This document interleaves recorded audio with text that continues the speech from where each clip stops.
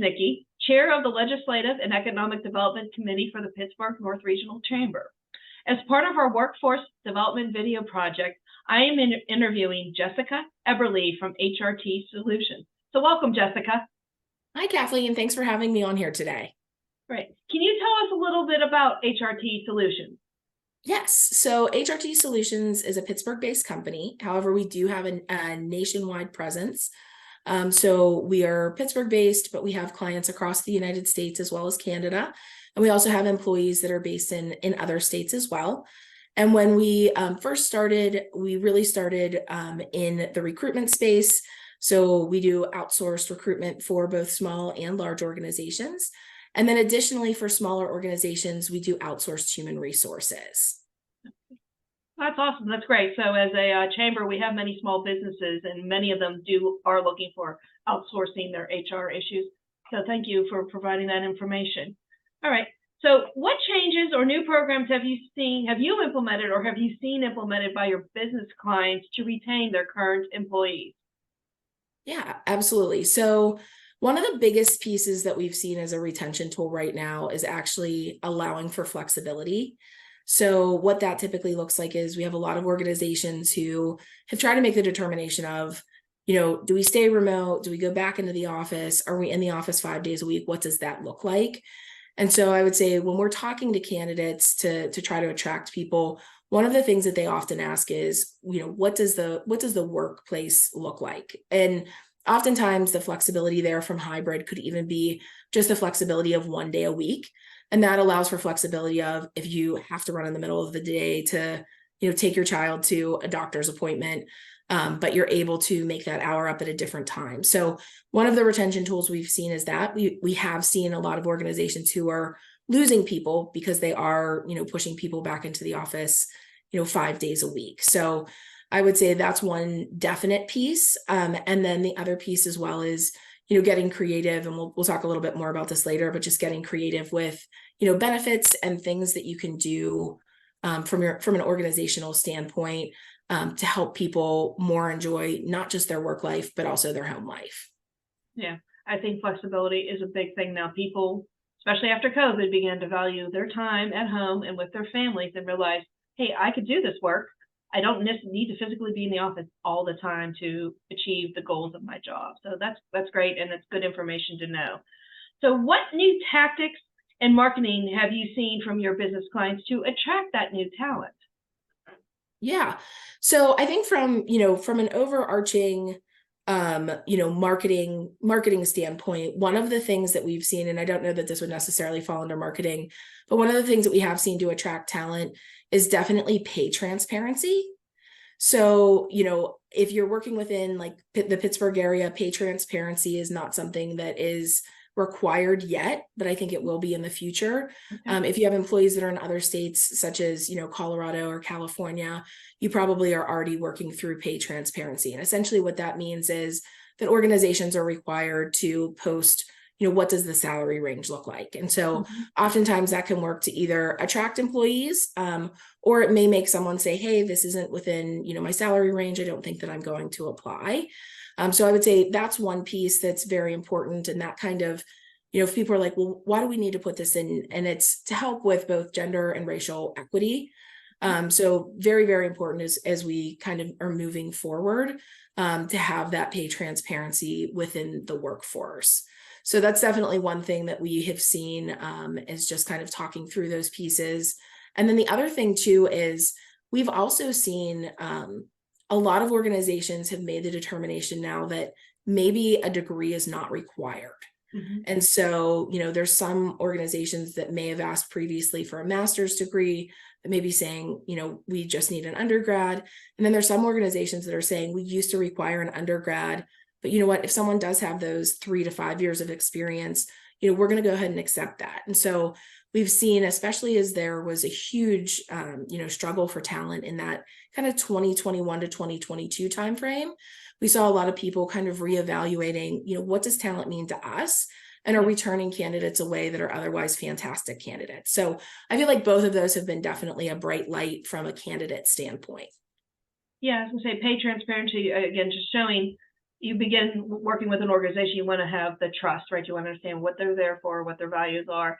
And the fact that now, like you said, many of them came to realize people have skills that don't necessarily come from a college degree that will create value for that organization. And they really should look into that, people.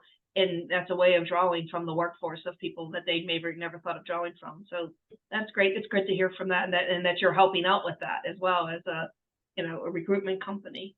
Now, besides a paycheck, what have you found candidates are really seeking from employers? Yes. So I think it's definitely candidate to candidate what people are, sometimes looking for. And I actually had a team member of mine who had surfaced, there was an organization that was doing like dog daycare as a part of their benefits. Some places will give a birthday off. So there's a lot of ways to get, kind of creative with benefits. One of the pieces of advice that I typically give small businesses is do what you can afford. So you definitely don't want to overpromise on the benefits or the percentage that you can pay. So you want to do what you can afford first and then continue to build on that. So one of the things that I was very proud of when we started HRT Solutions, we were unable to provide benefits on day one. So what we did was we actually, as a creative way, we actually paid for the COBRA for our team. And I promised them that before we hit the 18-month mark, that we would go ahead and we would be able to have benefits. And prior to the 18-month mark, we did. And so that's another thing that's very important too, is, when you talk to your team about something, making sure that you're hitting those milestones. And if you're not, you're communicating with them. And then I would say the other thing too, even for small organizations, is that you want to make sure that your team is able to start saving for retirement. And so, getting a 401k plan or something similar. So it doesn't necessarily, there are a lot of other creative ways that you can help people to save for retirement, but people will often ask about that. So that's something else to look into. And just know, even if you only have 2 or 3 employees, talking to someone within, the financial sector about, a creative way to help people save is a really good way to retain people. Because people want to know that, they could potentially retire from your organization. Okay, yeah, basically you're saying you care about your employees by these benefits, and it may not be the salary, but the benefits. So it kind of creates a culture of caring for your employees. I think that is very, very important. So HRT Solutions has also created Equality Careers Job Board. Can you please tell me what led you to create this specific job board? Yes. So at the end of 2022, we had a client that came to us and they work within the HIV healthcare space. And one of the things that they wanted to make sure was that the person that, came into this role was potentially from the LGBT community or a very strong ally, because they work within the community every single day. And so as we took a look to see what type of tools there were, we quickly realized that there wasn't a great tool for job posting to reach out to the LGBT community, or it was a job posting that was very vague. And so it was all diversity, or it was jobs that were scraped from other places. And there was no real vetting that it was truly a safe spot for the LGBT community to work within. And so I thought, if there isn't one, then let's build it. So in February of 2023, we reached out to Misha Gearhart, who's the owner and CEO of Red Tree Web Design, and said, hey, this is something that we'd like to build. Can we work with you on this? So we worked with her on that, and then we ended up launching in June. So Equality Careers is one of the things that sets us apart, is that if you are an organization that wants to post on the job board, you do have to either have an active DEI component, and you have to be able to, provide us with that information prior to getting approval, or you need to go through and complete our DEI toolkit, which is provided free of cost. So that's really good for small organizations who say, hey, we're friendly, we want to post here, but we don't necessarily have kind of a DEI component at this point. So those are kind of 2 things that, kind of set us apart. And then really what our goal is just to make sure that the LGBT community can feel safe, and that from the minute that they apply for a job to going in for an interview, they feel like they can talk about their family, whatever that means. That may be, a partner, a spouse, whatever that is. We want people to feel very, very confident in that. And so the other thing that I kind of learned as we were going through this journey is that, by the time that we hit 2030, about 70% of the workforce will be millennials and Gen Z. And it seems like if things continue to trend, it could be up to 30% of that workforce is potentially in either the LGBT community or non-binary.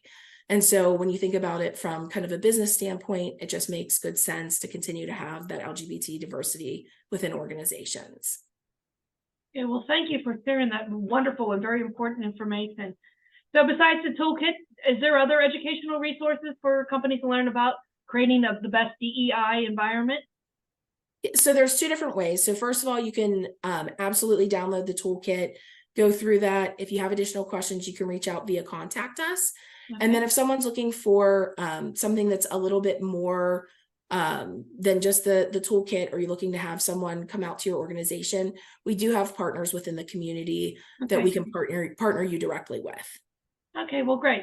Well, for our membership to reach out to you, can you please give us your contact information? Yes, absolutely. So if you have any questions at all, you can certainly find me on LinkedIn. It's Jessica Eberley, and you can do a search there and just put that you saw me on this video.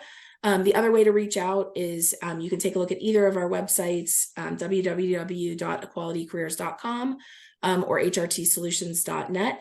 And there is a contact us there that will end up getting directed to me. So you can feel free to reach out that way as well.